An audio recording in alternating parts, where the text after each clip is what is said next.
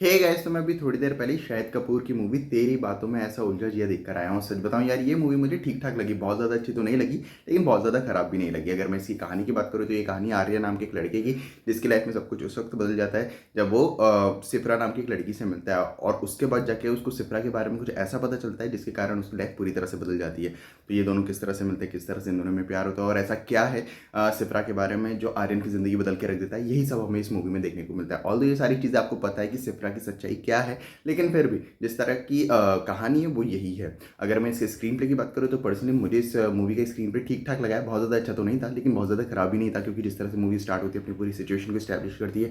हमें कैरेक्टर्स के बारे में बताया जाता है कैरेक्टर्स किस तरह की चीज़ें कर रहे हैं, किस तरह की चीज़ें इनके साथ हो रही हैं, किस तरह से ये दोनों मिल रहे हैं, बातें हो रही हैं। वो सारी चीज़ें इतनी अच्छी तो हैं कि हमारे स्टार्टिंग से इस मूवी में कनेक्शन बन जाता है और हम जानना चाहते हैं कि अब आगे क्या होने वाला है और कैसे होने वाला है। फिर जिस तरह से मूवी आगे बढ़ती है, अपनी पूरी सिचुएशन को एक्सप्लोर करती है, वो सारी चीज़ें भी ठीक ठाक लगी हैं। ऑल्दो इस मूवी के ट्रेलर इस मूवी के लिए एक बहुत बड़ा नेगेटिव पॉइंट है, क्योंकि इस मूवी के ट्रेलर के कारण ही हम पहले हाफ को उतना एंजॉय नहीं कर पाते हैं जितना हमें एंजॉय करना चाहिए था, क्योंकि हमें पहले से ही वो सारे बड़े ट्विस्ट पता हैं जो होने वाले हैं। इसी कारण से जिस तरह का इम्पैक्ट इन ट्विस्ट एंड को हम पर डालना चाहिए था, वो ये नहीं डाल पाते हैं। ऑल्दो जो लेटर यानी थर्ड एक्ट है इस मूवी का, वो मुझे ठीक ठाक लगा है, वो थोड़ा इम्पैक्ट क्रिएट करने में कामयाब रहता है। लेकिन जो सेकंड एक्ट था, वो किसी भी तरह का कोई भी इम्पैक्ट नहीं डाल पाता है, क्योंकि हमें पहले से ही वो सारी चीज़ें पता थी।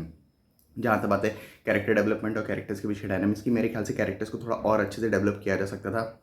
इन कैरेक्टर में उतनी जान नहीं है कि हम इन कैरेक्टर के साथ पूरी तरह से कनेक्ट हो पाए, और जो इमोशनल मैसेज देने की ये मूवी कोशिश करती है उस वो हम पे किसी भी तरह का इम्पैक्ट डाल पाए, क्योंकि हम इन कैरेक्टर के साथ उस तरह से कनेक्ट नहीं हो पाते हैं। मेरे ख्याल से इन कैरेक्टर्स को थोड़ा और बेहतर डेवलप किया जाना चाहिए था। जो कैरेक्टर्स के पीछे डायनामिक्स है वो भी थोड़े क्लीशे ही लगे हैं मुझे।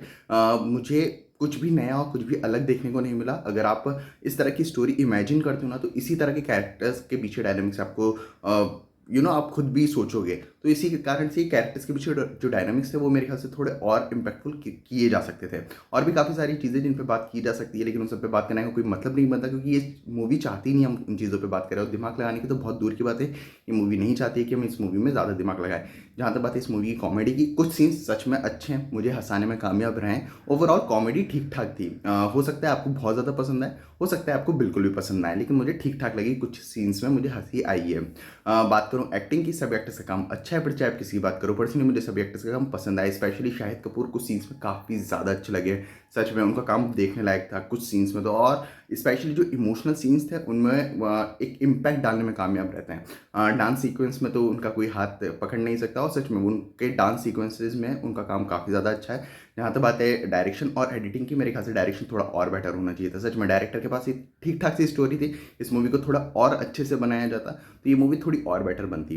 जो एडिटिंग है वो भी मेरे ख्याल से काफ़ी बेटर होनी चाहिए थी। ये मूवी करीब 2 घंटे 20-25 मिनट के आसपास की है, जिसको मेरे हिसाब से 2 घंटे 5 मिनट से ऊपर नहीं रखना चाहिए था, क्योंकि अगर ये मूवी थोड़ी और छोटी होती तो ये मूवी और थोड़ा इम्पैक्ट क्रिएट कर पाती। अगर आप लोगों को प्री कोविड मूवीज़ याद हो, जो आयुष्मान खुराना की मूवीज़ बनाते थे सोशल मैसेज देने वाले, वो मूवी आप याद करोगे तो वो मूवी 2 घंटे के आसपास की होती थी। इसी कारण से वो मूवीज़ पसंद आती थी हम लोगों को।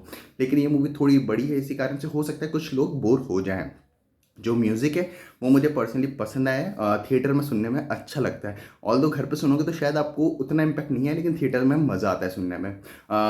बात करूँ प्रोडक्शन क्वालिटी की, तो वो भी ओवरऑल अच्छी है। तो ओवरऑल मुझे ये मूवी ठीक ठाक लगी है, बहुत ज़्यादा अच्छी तो नहीं लगी, लेकिन बहुत ज़्यादा खराब भी नहीं लगी।